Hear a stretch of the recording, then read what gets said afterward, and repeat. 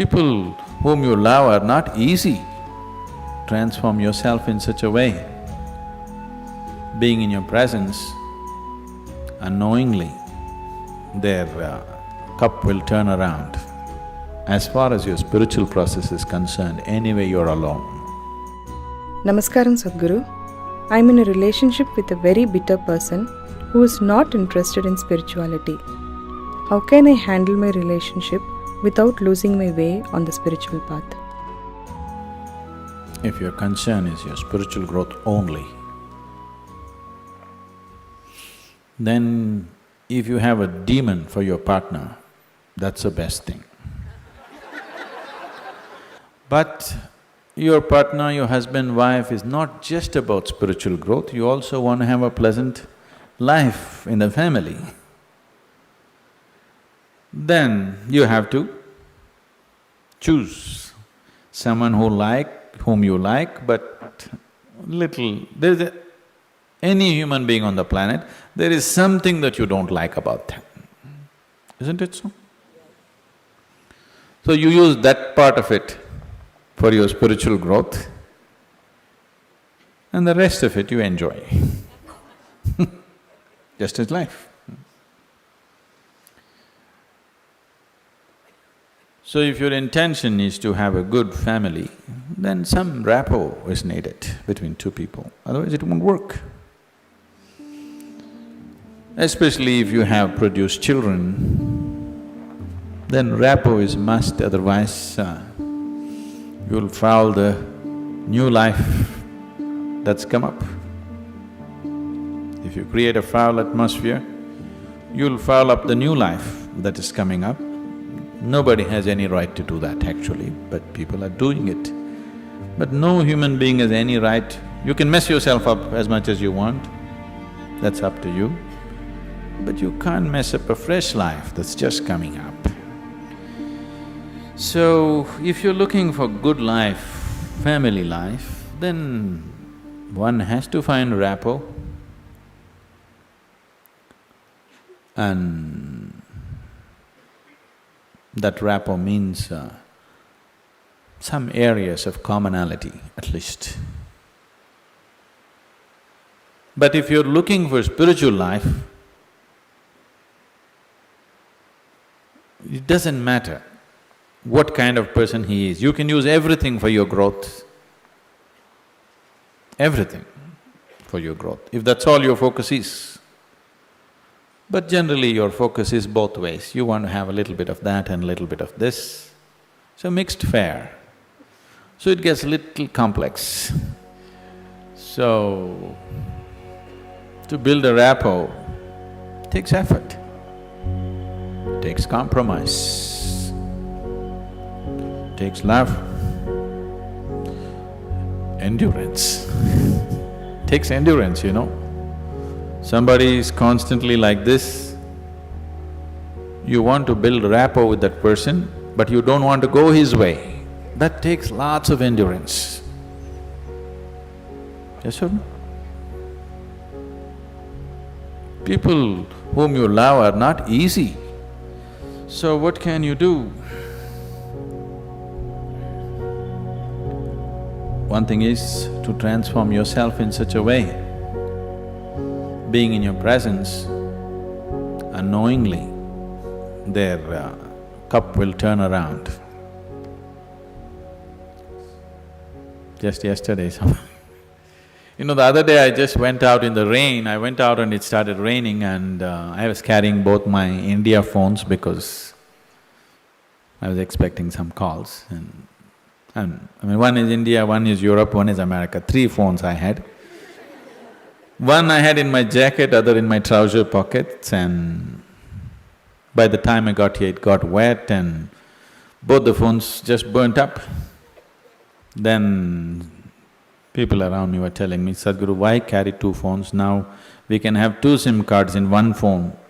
If you hold it like this, you can speak on the India SIM card. If you turn it around, it just shifts into the other SIM card. You don't have to switch anything, just this way it handles one SIM card. If you turn it around, it handles another SIM card. You have to become like this. I was very suspicious of this phone, I didn't get it, but but you must become like this. If you wish to take people who are around you with you, if you want to walk alone, it's very easy. If you want to take people with you, then it takes a considerable amount of effort. When Gautama was asked this question, is it better to walk alone on the path or with a companion? He's not like me, he's dry. He said, it's better to walk alone than to walk with a fool. He's not saying don't walk with anybody, he's not saying don't have companions, but he said it's better to walk alone than walk with a fool. Because they can drain you, they can take such a lot of energy and time, and you don't know, they may be stronger than you and they may take you their way than you taking them your way. There's every possibility, yes? So, I won't say what Gautama said. All I am saying is, it doesn't matter how you walk, as far as your spiritual process is concerned, anyway you're alone. Nobody is with you. It's only the bodily process, the material process of life, which you can share with people. You come alone and you go alone, isn't it? Even if you have a twin brother or a twin sister, you still come alone and go alone, isn't it so?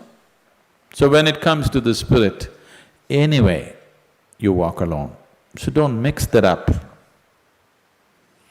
So that part of it you handle well. The material part of it, according to your capability, to what extent you can do it, you do it. They come your way, it's wonderful. If they don't, it's all right, don't grudge them. It's just that you don't have to go that way. Maybe someday, when the doctor tells you your liver is in a bad state, he may seek divine, you know. Yes? Have you seen people who are walking in the morning? Not everybody, there are certain type of people, these are all over 50, 55 age group people. They have become lean and they're walking briskly every day, religiously they are there. These are all people who generally had a cardiac problem. They almost died. Then their doctor told them, either you do this or you're gone. Now their walking is like a religion. Not Sunday morning, every morning. Have you seen those people? Suddenly they transform, they eat properly, they do everything properly because the fear of life and death has come. So different people need different kinds of impetus. If you're sensible, you learn by just looking. If you're not sensible, you learn by thrashing. Life will thrash you. The material part of your life is never 100% proper, it never can be, isn't it so? Is there any family which is a perfect family? Is there any relationship which is a perfect relationship? Is there any business which is a perfect business? Is there any career which is a perfect career? There is no such thing, don't seek that. Your life will become wasteful and fanciful if you seek such things. They all happen to the extent you're capable of handling them, that's all. So, you make sure the spiritual part of your life, you handle it 100% properly.